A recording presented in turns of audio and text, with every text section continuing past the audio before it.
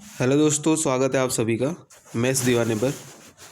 और गाइज मैं आज जैसा आपको पता है कि डेली अपना सीरीज चल रही है, डेली न्यूडो सीरीज़। तो आज उसकी क्लास 7 है और इस सीरीज में मैं वही सवाल आपको करा रहा हूँ जो आपको एसएससी सीजीएल मेंस और प्री में देखने को मिलेंगे। फालतू एक भी सवाल नहीं है। मैथ्स और रीजनिंग के मैं 3 सवाल लेके आया हूँ। ठीक है, पहला सवाल ये है, दूसरा सवाल ये है और तीसरा सवाल रीजनिंग का है। ठीक है गाइस, तो अब करते हैं आज का अपना सेशन स्टार्ट। और सेशन स्टार्ट करने से पहले सभी को दिवाली की हार्दिक शुभकामनाएं, धनतेरस की हार्दिक शुभकामनाएं। ठीक है गाइस, तो चलते आज के अपने पहले सवाल पे।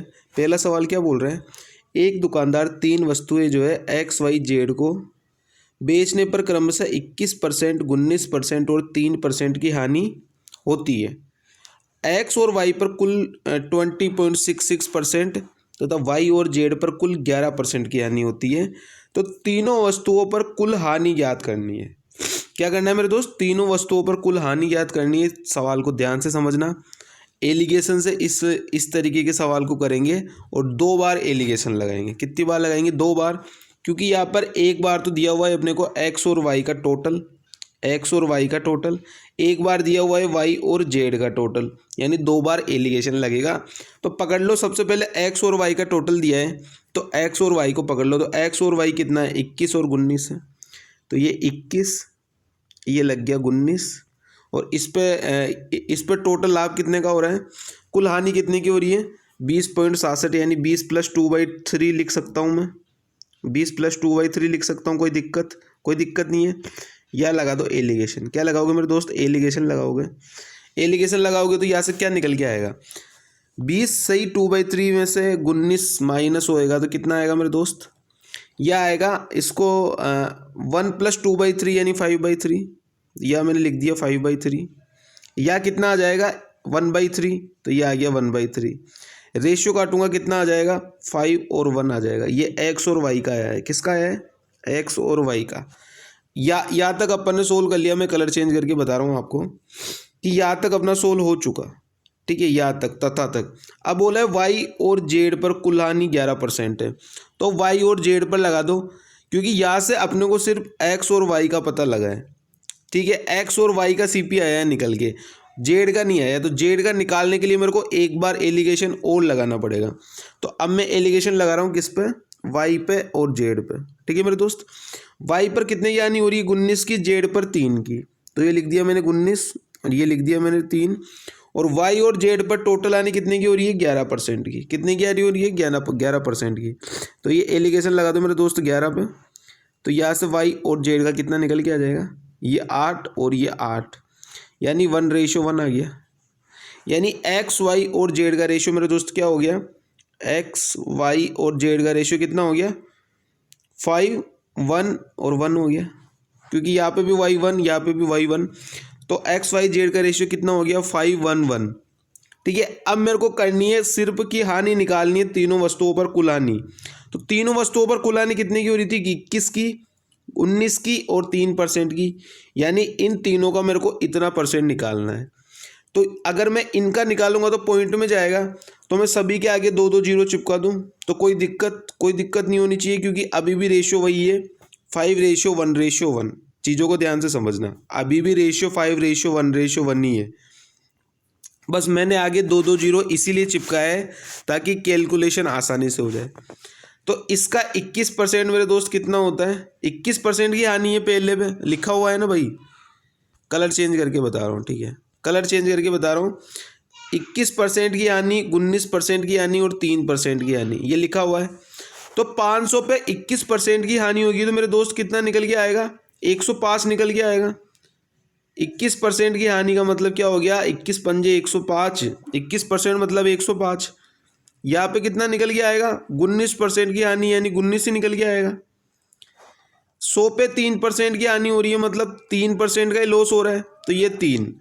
तो ये टोटल कितना निकल के आ गया? 105, 19 और 3 कितना हो गया? ये हो गया मेरे दोस्त 19 और 5 24 और 3 27, यानी 127। तो 127 की हानि हो गई मेरे को कितने पे मेरे दोस्त? ये टोटल कितना है? 500, 600 और 700। टोटल 127 की हानि होगी 700 पे, तो परसेंटेज में चेंज करने के लिए इंटू 100, तो यहाँ से कितना निकल के आएगा, 2 जीरो से 2 जीरो काटो, कितना निकल के आएगा 18.14। तो आंसर मेरे दोस्त कितना हो जाएगा इसका 18.14। बहुत ही धुआंधार सवाल है, एसएससी सीजीएल मेंस का सवाल है। ठीक है, एक बार दोबारा समझा रहा हूँ, सवाल को ध्यान से समझना, कलर चेंज करके बता रहा हूँ। ठीक है, दोबारा समझना। आपने को दिया हुआ है एक्स और वाई पर टोटल रेशियो, एक सेकंड समझना इसको दोबारा। ठीक है, सवाल मैं क्लियर कर रहा हूँ ताकि आपको सवाल सही से दिख जाए। ठीक है मेरे दोस्त, आपने को क्या दिया हुआ है कि एक्स और वाई पर टोटल लाभ इतना है 20.67 का।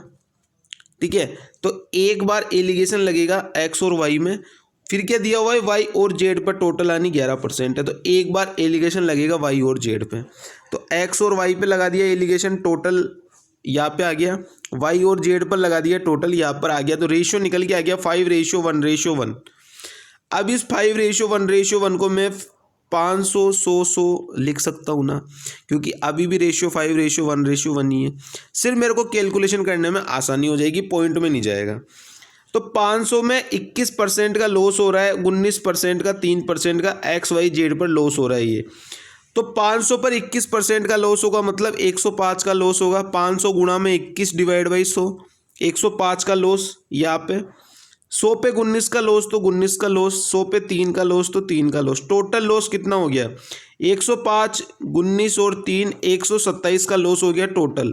कितने पे हो गया 500, 600, 700 पे। तो 127 का लॉस 700 पे, मतलब क्या हो गया 18.14% का ओवरऑल उसे तीनों वस्तुओं पर लॉस हो गया। ठीक है मेरे दोस्त, आई थिंक चीज़ आपको अब तो पूरी की पूरी समझ में आ चुकी होगी। थोड़ा बढ़िया लेवल का सवाल है ये। ठीक है, थोड़ा बढ़िया लेवल का सवाल है। सीजीएल मेंस में अगर एलिगेशन से कोई सवाल बन सकता है तो इस तरीके का सवाल पूछ सकता है। ठीक है मेरे दोस्त, तो इस वाले तरीके को ध्यान से सीख लेना। मैंने बहुत अच्छे से एक्सप्लेन कर दिया है, स्टेप बाय स्टेप पूरा एक्सप्लेन कर दिया मैंने, 3 बार एक्सप्लेन कर दिया है। ठीक है, चलते नेक्स्ट सवाल में। नेक्स्ट सवाल में क्या बोल रहा है, इस तरीके के भी बहुत सारे सवाल आपको पूछे जाते हैं, बहुत सारे। किस तरीके से करेंगे, बोल रहा है व्यक्ति अपनी मेज को 12.5% के लाभ पर और कुर्सी को 8.1/3% की हानि पर बेचता है। ठीक है, लेकिन इस अंतरण में पूरे में उसे 25 रुपये का लाभ होता है। इतनी चीज़ समझ में आ गई। अब क्या बोल रहा है, वही दूसरी ओर मेज को 8.1/3 की हानि पर बेचता है और कुर्सी को 12.5% लाभ पर बेचता है, तो उसे न लाभ होता है न हानि होती है। ना लाभ हो रहा है ना हानि हो रही है, मतलब दोनों जो है वो बराबर है। जो हानि परसेंटेज है वो लाभ परसेंटेज के बराबर है, तभी तो न तो हानि होगी न लॉस होगा। तो अपने को इस तरीके के सवाल को पीछे से स्टार्ट करना है। कहाँ से स्टार्ट करना है, पीछे से स्टार्ट करना है। ठीक है, तो पीछे से स्टार्ट क्यों करेंगे, क्योंकि यहाँ से दोनों का सीपी निकाल लेंगे, क्योंकि दिया हुआ है ना कि न तो लाभ हो रही है ना हानि हो रही है। ठीक है, न लाभ हो रहा है ना हानि हो रही है, तो मतलब इन दोनों का कॉस्ट प्राइस बराबर है, तभी न तो लाभ होगा ना हानि होगी। ठीक है, तो यहाँ से वैल्यू उठा के रख दो कि मेज को तो बेच रहा है 8/1/3 की हानि पर। 8/1/3 का मतलब क्या हो गया 25/300। परसेंटेज फ्रैक्शन तो याद है ना कि वो भी नहीं है, लिख रहा हूँ मैं एक बार। इसका मतलब क्या हो गया 25/300 यानी 1/12। 1/12 और 12.5% का मतलब क्या है मेरे दोस्त 25/200। 25/200 का मतलब 1/8। तो इसको आप क्या बोलोगे 1/12 और इसको क्या बोलोगे 1/8। अब चलते सवाल में जो जो बोला हुआ है वैसे वैसे कर देते हैं, जैसा जैसा सवाल में अपने को बोला गया है। ठीक है मेरे दोस्त, अब आ जाओ सवाल पे। सवाल करेंगे पीछे से स्टार्ट कि मेज को बेच रहा है 1/12 के लॉस पर, तो m इंटू में 1/12 और ये इक्वल किसके है, ये कुर्सी के 12.5% के लाभ पर यानी चेयर के 1/8 के बराबर है। ये बराबर क्यों है, क्योंकि न तो लाभ हो रहा है ना हानि हो रही है, मतलब दोनों का सीपी इक्वल है। आई चीज़ समझ में। तो यहाँ से m, यहाँ से इसको काट लो 4 से, तो 3 और 2 आ गया। मतलब मेज का और चेयर का कॉस्ट प्राइस मेरे दोस्त कितना आ गया 3 और 2 आ गया। 3 और 2 आ गया ना मेरे दोस्त। अब क्या मैं इस 3 और 2 को पॉइंटों से बचाने के लिए 300 और 200 कर सकता हूँ, बिल्कुल कर सकता हूँ। कोई दिक्कत है क्या, कोई दिक्कत नहीं है, क्योंकि अभी भी रेशियो 3:2 ही है। मैं इनको 300 बना लूँ या 3000 बना लूँ या 30,000 बना लूँ, रेशियो 3:2 ही रहेगा। लेकिन मैं क्यों बना रहा हूँ? क्योंकि अपने को सॉल्यूशन करने में आगे दिक्कत नहीं आएगी, पॉइंटों में नहीं जाएगा। कर तो आप 3 और 2 से भी सकते हो, बट वो पॉइंट में जाएगा, फिर सॉल्यूशन में आपको दिक्कत आएगी। अब ये अपना CP निकल के आ चुका। कितना निकल के आ चुका? अपना CP निकल के आ चुका। अब आओ ऊपर वाली लाइन में। यदि वह मेज को 12.5% के लाभ पर बेचता, 12.5% का मतलब 1/8 के लाभ पर बेचता, ठीक है, और कुर्सी को 8 से ही 1/3 यानी 1/12 के लॉस पे बेचता। ऐसा सवाल आपको कई शायद इतना बढ़िया तरीके से नहीं समझाया गया होगा, पूरा बढ़िया तरीके से समझा रहा हूँ। तो उसे पूरे अंतराल में 25 रुपये का लाभ होता। तो अब यहाँ से कितना लॉस और कितना हानि हो रही है निकाल लेता हूँ। 300 बटा में 8 करूँगा मैं तो 75 बटा में 4 आ जाएगा, ठीक है। 75 बटा में 2 आ जाएगा, 4 से काट रहा हूँ मैं तो 75 बटा में 2 आ गया। अब 200 बटा में 12 करूँगा तो कितना आ जाएगा? 200 बटा में 12 करूँगा तो आप काट लो इसे, 3 से, 4 से काट लो तो 50 बटा में 3 आ गया। इन दोनों के बीच का अंतर है वो 25 रुपये। सवाल में बोला है कि 25 रुपये का लाभ होता है, तो इन दोनों के बीच का अंतर क्या है मेरे दोस्त? LCM ले लो, 6 आ गया, 6 आ गया LCM। यहाँ पे कितना आ जाएगा? 225 माइनस में 100 यानी 125 डिवाइड बाई 6। इसकी वैल्यू अपने को कितनी दी है मेरे दोस्त? इसकी वैल्यू अपने को दी है 25 का लाभ हो रहा है। यहाँ पे लाभ कितने का हो रहा है? 125 बटा 6 का। 125 बटा 6 की वैल्यू मेरे को दी है 25 रुपये, ठीक है। तो अपने को क्या निकालना है? अपने को निकालना है मेज का क्रय मूल्य। किसका क्रय मूल्य? मेज का। तो मेज का क्रय मूल्य क्या है मेरे दोस्त? 300 है। तो 300 की वैल्यू कितनी आ जाएगी? यहाँ से 300 की वैल्यू आ जाएगी 360। तो 360 इसका बिल्कुल करेक्ट आंसर है, ऑप्शन नंबर ए 360 इसका बिल्कुल करेक्ट आंसर है। अगर चेयर का पूछता तो 200 की वैल्यू निकाल लेते हैं, चेयर का पूछता तो 200 की वैल्यू निकाल लेते हैं, ठीक है मेरे दोस्त। आई थिंक चीज़ें आपको समझ में आ गई होगी अच्छे से। एक बार दोबारा समझा रहा हूँ, ध्यान से समझना। पीछे से इस तरीके के सवालों को स्टार्ट करेंगे कि दूसरी ओर उसे न तो लाभ हो रही है ना हानि हो रही है, न लाभ हो रही है ना हानि हो रही है, मतलब यहाँ से दोनों के दोनों का कॉस्ट प्राइस जो है वो निकल के आएगा, दोनों की दोनों चीज़ें इक्वल है, तभी तो न तो लॉस हो रहा है ना प्रॉफिट हो रहा है। तो यहाँ से मैंने फ्रैक्शन को तोड़ दिया, बस 8 से ही 1/3 को 1/12 लिख दिया और 12.5% को 1/8 लिख दिया। तो यहाँ से मेज और चेयर का रेशियो आ गया कितना? 3:2। तो 3:2 को मैंने 300 बना दिया और 200 बना दिया, अभी भी रेशियो वही रहेगा, कोई फर्क नहीं पड़ेगा। अब बोला है कि पहले वाले को 12.5% लाभ पर मेज को, तो 12.5% कितना हो गया? 75/2। इसको 8 से ही 1/3 की हानि पर, यानी 8 से ही 1/3 की हानि मतलब 50/3 की हानि। तो ओवरऑल इससे प्रॉफिट कितने का हो गया? 125 डिवाइड बाई 6। इसकी वैल्यू कितनी दी हुई है कि 25 रुपये का लाभ है। कितने का लाभ है? 25 रुपये का लाभ है। तो मेरे दोस्त मेज का पूछा है मेज का क्रय मूल्य, तो मेज का क्रय मूल्य कितना है? 300 है। 300 की वैल्यू कितनी हो जाएगी? 360। ठीक है गाइस, आई थिंक चीज़ें समझ में आ गई होगी। बहुत प्यारे सवाल है, सारे के सारे बढ़िया लेवल के सवाल, और इतना अच्छे से मैं एक्सप्लेन कर रहा हूँ, ध्यान से समझना। पहले कहीं समझाओ नहीं समझाओ, लेकिन यहाँ पे पूरा समझा के जाऊँगा मैं, ठीक है। कोई रोक ही नहीं सकता यार, इतना बढ़िया तरीके से पढ़ रहे अपन। अब आ जाओ ये वाला सवाल, बहुत ही प्यारा सवाल है। किस तरीके से, सबसे पहले वीडियो को पॉज कर लेना, 2 मिनट 5 मिनट खुद से ट्राई करके देखना कि क्या मैं इस तरीके के सवाल बना पा रहा हूँ क्या, और नहीं बना पा रहा तो सीखने की कोशिश करना।